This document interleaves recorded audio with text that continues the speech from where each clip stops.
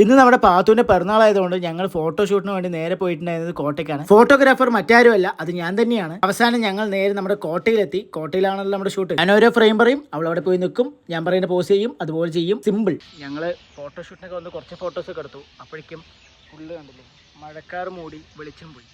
ഇനി കുറച്ചും കൂടെ കഴിഞ്ഞിട്ട് വെളിച്ചം വന്നിട്ട് ഞങ്ങൾ വീണ്ടും അങ്ങനെ കഷ്ടപ്പെട്ട് പല ഭാഗങ്ങളിലായിട്ട് കുറെ ഫോട്ടോസ് ഒക്കെ എടുത്തു. അങ്ങനെ ഞങ്ങളുടെ ഇന്നത്തെ ഫോട്ടോഷൂട്ട് കഴിഞ്ഞു. നേരെ തിരിച്ച് വീട്ടിലേക്ക് വന്നു. കേക്ക് മുറിക്കിയ സമയമായി.